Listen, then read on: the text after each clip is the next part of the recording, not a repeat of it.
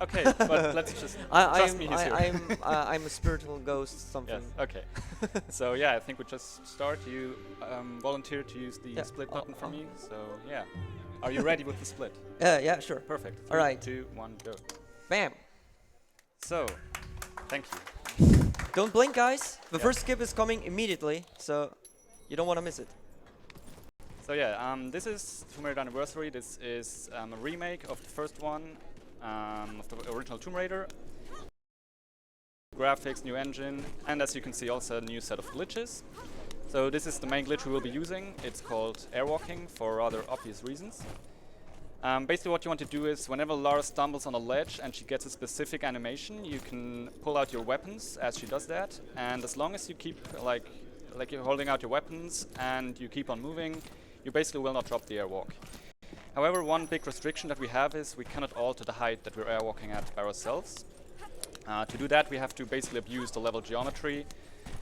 So if I'm like walking into a slope that is pointing upwards, I will gain some height, as demonstrated here, because I need some additional height to make it to the next ledge, right here.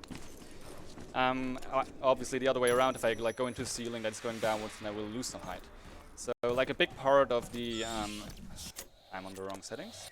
A big part of the anniversary runs is actually kind of knowing your surroundings, knowing where you can gain height, where you can lose height, and from there you basically go. So this first part I will actually not use the airwalk anymore. It's actually just as fast, if not faster, to do it normally. I will do a small glitch in this next room that you will, well, very obviously can tell where the glitch is. So since there's not too much happening until like the next big thing, I'll just try to explain some more about the airwalk. So I already said I can't stop moving and I cannot put away my weapons, or else I will lose the airwalk. I can also not jump. Whenever I jump, I will lose the airwalk, and also I cannot get hit by knockback attacks and stuff like that. But let's hope that does not happen anyway. So yeah, I can get one jump out of an airwalk. That's actually really useful because with the right timing, which is a bit tricky at first, you can use that jump to reach a higher ledge and whatnot, and especially later on in the run, this will be rather important.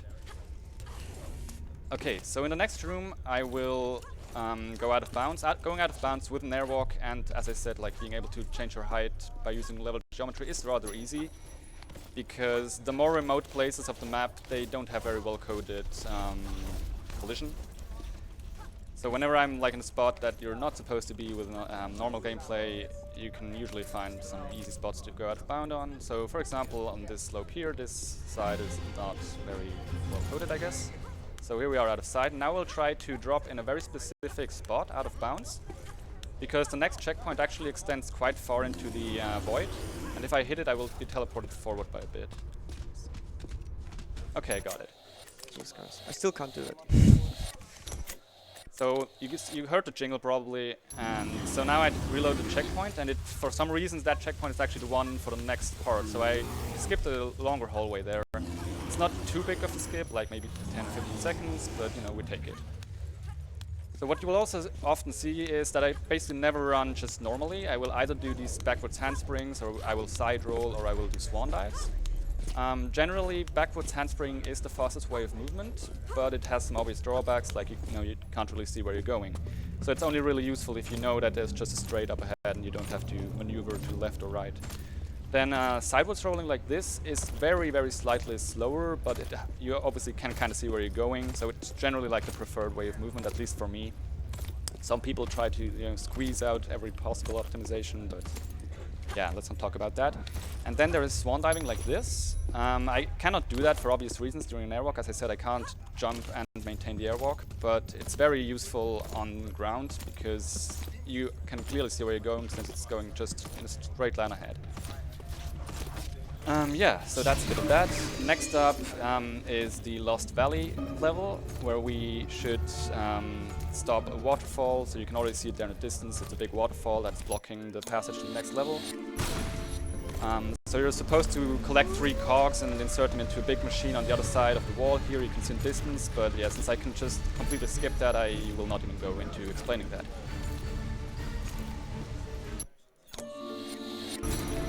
So the way this level handles, loading zones, obviously since we can go out of bounds easily, you might assume, well, then just go straight to the end of the level. But this game loads room by room. So the active room always has both textures and collision. The adjacent rooms to the active one, they only have collision but no textures, and everything beyond that is not loaded at all. And we will definitely never abuse that in an upcoming trick, hence it's completely useless why I explained that, trust me. So up here I will try to go out of bound to skip this hallway you can see to the left. There is also a boulder you may have seen there. Obviously if you like go up that slope, the boulder trap will activate. And, yeah, not very fun, but since we can skip it, yeah, good. And that actually already brings us to the end of Peru. This is the first level. Now we just have to escape. Might seem like this is on a timer, but it's really not. Like, obviously, this very dramatic screen shakes and, you know, dramatic music, but you can just stay in here indefinitely. It really doesn't matter, but obviously I don't want that. So I can get a small airwalk here to skip this section, and then we are at the end of Peru. And since this is a really great game, it has the best feature invented in games in general, which is QuickTime events. And so the interesting thing about QuickTime events in this game is the inputs are always the same, but you actually have to wait for them to pop up on screen. The predecessor of this game, Tomb Raider Legend, also always has the same inputs, but you can mash them, and you will basically always get frame perfect, you know, reactions. But even if you press the correct input here ahead, it will still give you a fail. So that was Peru.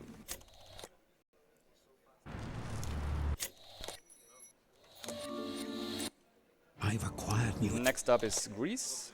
So the first room is rather standard. The only real problem here are these two lines that are charging at us. That might prevent us from going up here. I really don't hope so. That was an interesting teleport.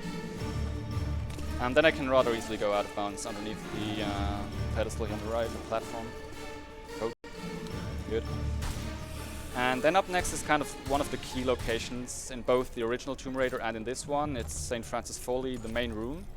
So it's a huge vertical room, at the bottom is a gate that you have to unlock by collecting 4 keys in the side rooms of this main room. However, in this game we can actually skip that, and that's why I previously explained how loaded areas in this game work. So I will actually try to confuse the game in a way where it still thinks that I'm in this main room, but I will traverse into one of the side rooms. And as I said, only the adjacent rooms to the active ones, they have collision but no texture, so I kind of have to navigate through blindly. Everything beyond that is not loaded, so once I make it through one of the adjacent rooms, I'm out of bounds and I can skip the Foley. And for that I need to get an air walk off this jump. Should be fine. And here I will deload the area by backwards handspringing into a loading trigger. So you can see now this part doesn't have textures, but it still has collision, and I also brought 2 bats with me. On one hand, they will push me up here because I need to squeeze through a tunnel above a gate that you obviously can't see, but please trust me, there is one. I kind of know what I'm doing, hopefully. But more importantly, I need them on the other side because now I need to squeeze underneath an archway, and the only way I can do that is with these bats. So if these bats were not here, this escape would not work. Nice. So, yeah, thank you. Now I'm out of bounds. I traversed through the adjacent room, and now I can do a fall down to cancel, hopefully. Though I went rather early. Good. Okay, so that was the Foley. Did you just breathe that hard, or was that me? I don't know. It was me. Okay, good. I still can't do that. I still do old strats. But yeah, now we're going into the Colosseum. Colosseum is a really short level, even like with casual play or in glitchless. But yeah, after that it gets a bit more intense again. So I don't know. Do you have anything to talk about until I'm there? I could read some donations. You absolutely can. Okay, so we have Mepsi Packs with $10 saying, "Hey Caddy, good luck with the Tomp Run and have fun airwalking, Kappa." Thank you very much. I We am have- actually having fun. Oh. We have Fino the Fox with $20 saying, "Rico isn't here for me to bully this year. So I guess I'll just have to start this run with some good vibes and give Cadarev some love and support instead. Cadarev, I won't tell you to make me proud with this run because I'm proud of you already. Aww. Thanks for being the best friend I could ask for. Kissy emoji, broken blush." Thank you very much. We have Raildex with $5 saying, "Hey Cadarev, this Strahov isn't far." That's not Wrong until game. Thursday. Wrong game. And we have Flux with $100 Holy. What are you doing? saying, "Sour please, Cadarev V blush. Good luck, Caddy, and hey Hanky and Bunny." Thank you very than much, 3. Flex. Thank you for your Wait, what? donations. Okay, so that was Colosseum. As you saw, like, we basically just bypassed the entire area, but just jumping, like, there were gorillas, but we completely ignored them, and we can just continue up in ahead. Which brings us to Midas Palace. So you can see Midas' statue there in the distance, and it has a broken off hand, and you're supposed to collect some lead bars and put them on the broken hand, because, you know, everything Midas touches turns into gold, and then the gold bars you can use to open up the passage to the next level. But I can also do an airwalk, and yeah, not do that, I guess. Because this wall, yeah, is a suggestion, I guess. And then we're already in the next part. So this door you saw there underwater is what you could technically unlock.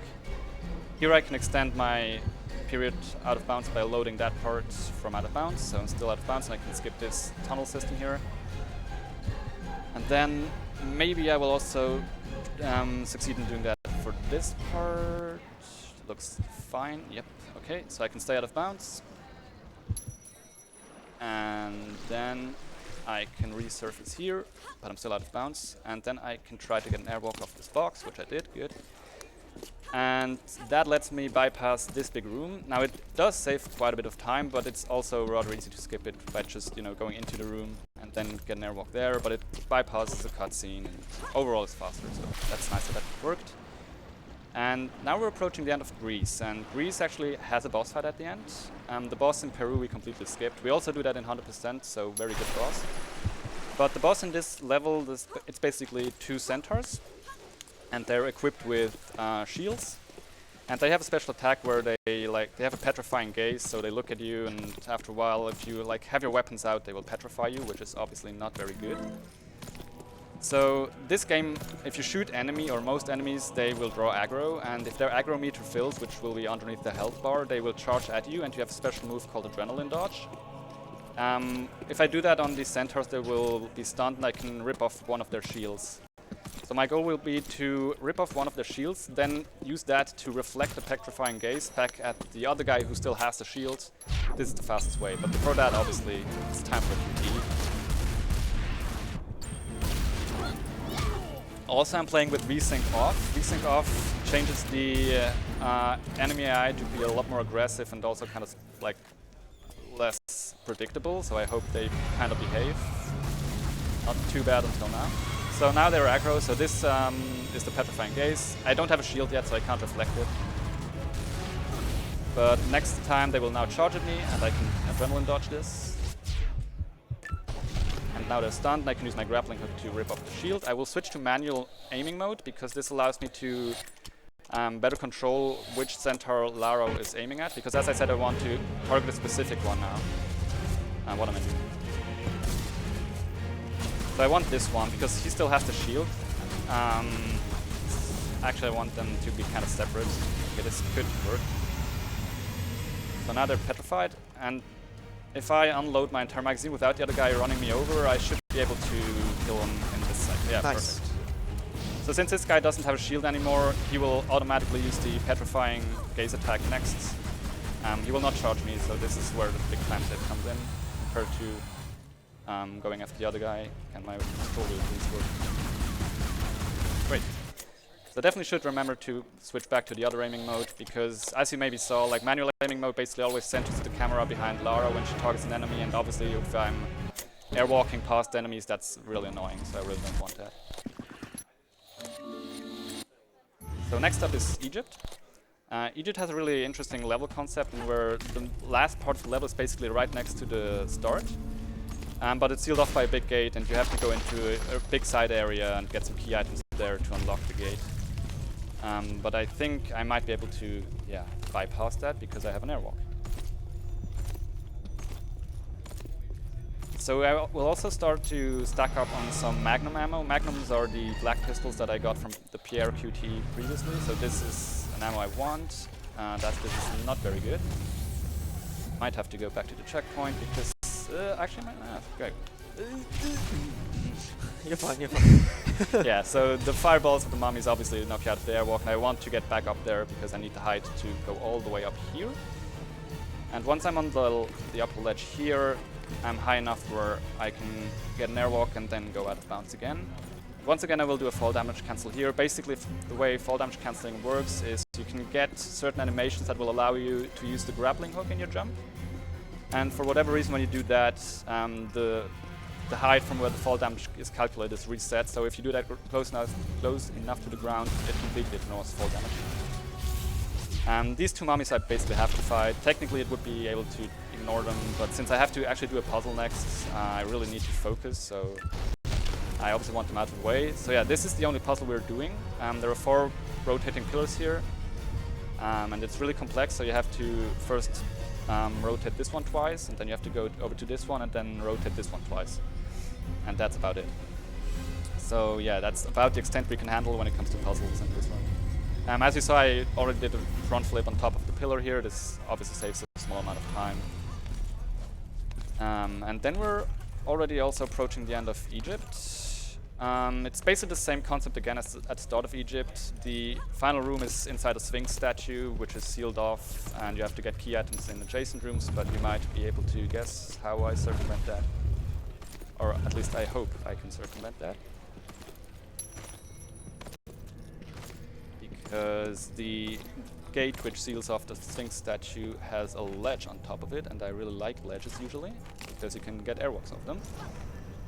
So now we're inside the Sphinx statue, and basically there's just 2 rooms ahead. In the first one I will get an airwalk, and then I will try to lose some height, because I want to keep the airwalk going into the last room, but I both need to be low enough where I can squeeze underneath the archway leading to the final room, but high enough as to where I can reach a pedestal in the final room. So here I will get an airwalk, and then I will lose some height over here and some more height on this cliff. Should be fine, I guess. So now we'll traverse this room and go underneath this archway. This is why I said I need to be low enough. And then we're going into the final room. And in the final room I need to insert the 2 scions I obtained in the previous 2 levels into some, slots which are located on top of some platforms. And technically I could go straight for the platforms, but then I would trigger 2 centaurs in this final room, which can shoot fireballs, and as I already mentioned, fireballs can knock me out of my airwalk, and I really don't want that. So this is the first pedestal, and this is where I insert the first scion. I think that is 1 centaur. So if I go towards the pedestal on the right, or well, depending. Anyways, on the side that I chose to, the centaurs just basically react later. So even if they hit me now, it doesn't really matter.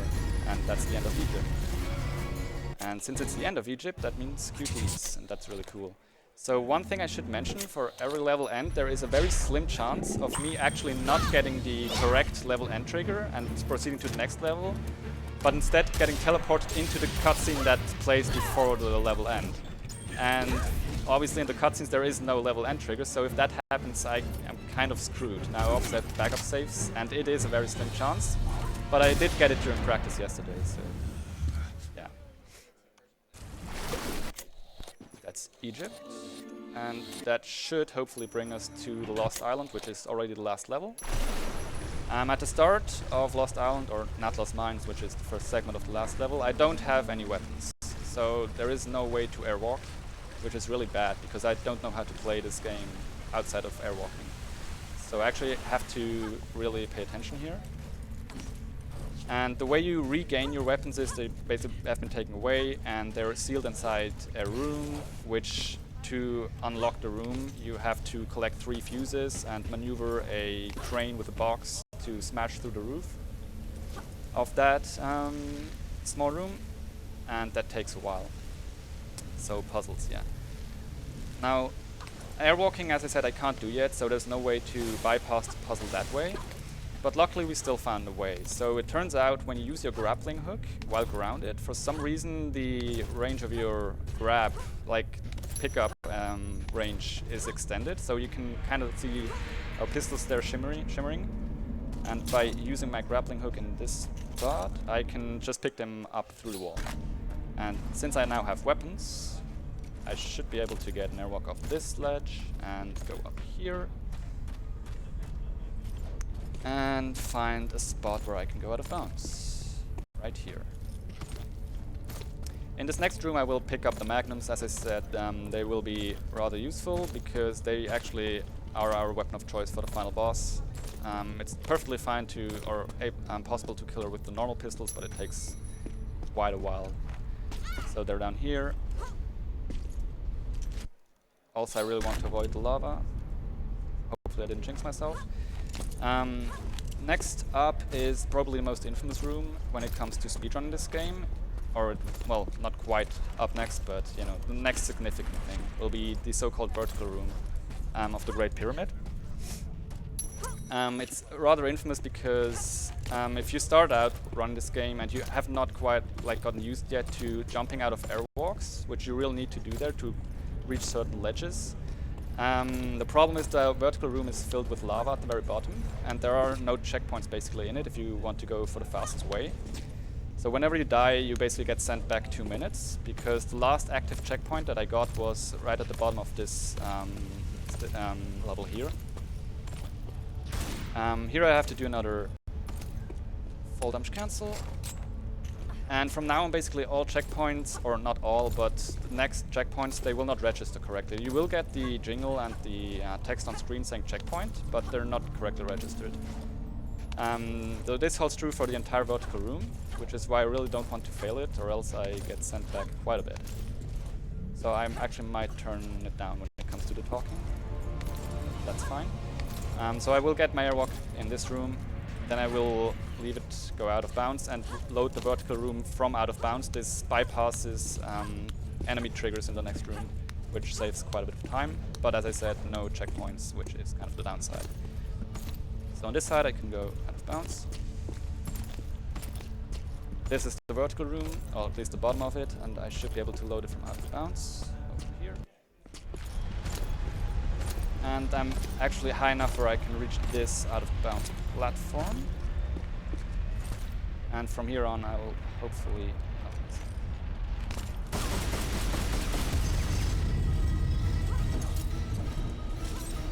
okay, that's the first one.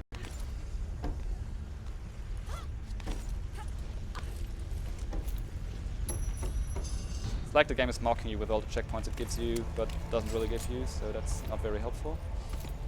Here I really want to get some as high as possible, because the next ledge is up rather high. I need to shoot these targets to make these platforms roll out. Otherwise I could not get to the top.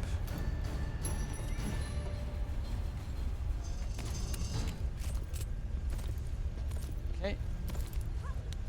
And now we go to the other way, the other side of the room, get some height of this zigzag, get some more height of this slope, and then hopefully make the last jump. Okay. So we're actually now on the top of the vertical room, but this checkpoint still doesn't count. So if I die to the next trapdoors, I will still get sent back all the way. Would be the worst case. But if you're quick enough to make it through this corridor, you can actually bypass the cycle there. So if I would not have made it there, I would have actually have to wait in front of all of these trapdoors for a bit, so that saved some time. And now if you remember the folly escape where I deloaded an area, this basically works exactly the same. So here I will deload the previous area by backwards transferring to this part. Now this room still has collision, which is why this can be a bit confusing at times, but now I made it through and I'm now completely out of bounds. This bypasses this room here. Not even close to as big of a time save as with Foley, but still rather nice. And that brings us to the next mini-boss, the torso. In Tomb Raider 1, this is a rather infamous boss because of how long it takes. In this game, the fight is rather short. If you fight him, that is. You can also choose to deload the boss area. I actually am waiting for him to get a bit closer to me so he doesn't annoy me on the other side. So now I deloaded the boss area. And the platform he's on I can't see anymore, but on the left side of this room I can decrease my height by rolling into it. And now I should be on the perfect height where I'm not going underneath the platform or above it. And on the right side I can regain my height. And if I do that in the correct spot, I should pop out of bounds at some point. Good, okay. A nice side effect of this, other than obviously skipping that boss, which as I said, it's not as big of a time save as you might expect because it is a rather short boss fight in this game. But the best effect we get from this is that the boss music will keep on playing until the final boss. So that really helps because it's not the most dramatic otherwise. But yeah, as I said, I'm already approaching the final boss actually. Final boss is Natla, and she has two phases. In the first one she will fly around and shoot fireballs at you. And in the second one she's grounded and she will shoot fireballs at you. So my goal will be in the first one to target her wings and make her go grounded. That's what one of the reasons why I brought the magnums with me, or stacked up on magnum ammo, because that will make it a lot shorter, or the first phase a lot shorter. And then when she's grounded, I will once again do the same thing as the centaurs. I will shoot at her, aggro her, adrenaline dodge her, and then really put those magnums to work. At least that's the plan. So now this is the final boss area coming up. I need to do another fall damage cancel. And I will once again switch to manual mode because the wings are a separate target, and without manual aim, the aim tends to default to her main body, which is invulnerable.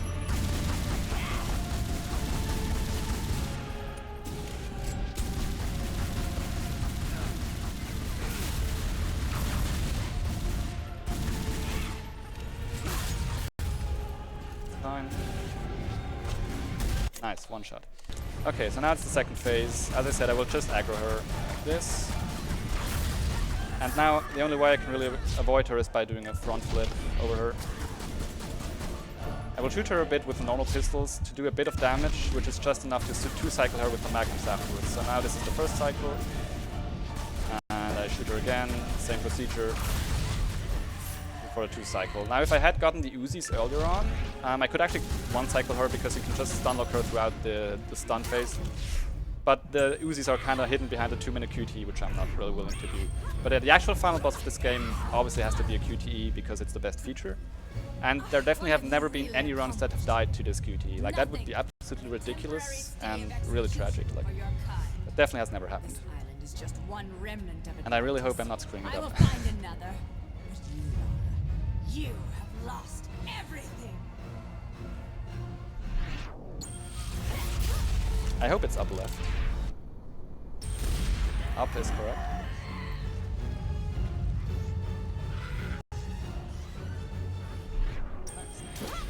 So yeah, that's about it. Time's actually coming up. Do you know when to split? Just split on the final statistics. I mean, it's fine. I know. No. But yeah, that's Tomb Raider Anniversary. I hope you enjoyed it.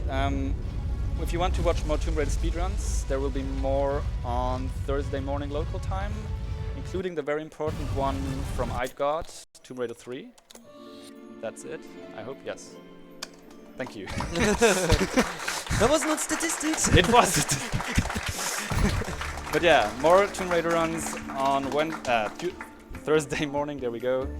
First will be a co-run by Lara Croft and the Guardian of Light, Random Pink Bunny and Seductive Spatula. Then God with his Tom 3 run. Please donate for the donation incentive. There he is. And then I will cap it off with arguably the best Tomb Raider, Angel of Darkness. But if you liked people being suspended in midair, then up next we have El Matador, a race where people are also suspended in midair. So yeah, that's about it. Thank you. Bye-bye. Bye-bye. Hold on. Okay, so I'm we holding have on. one donation for you Yes, from please. Sirindin saying a shout out to Psycho Bunny because us amateurs gotta stick together. Also, hello Cadarev, Tippy sends her regards, or at least her viewers. Thank you very much. So thank you. Thank you.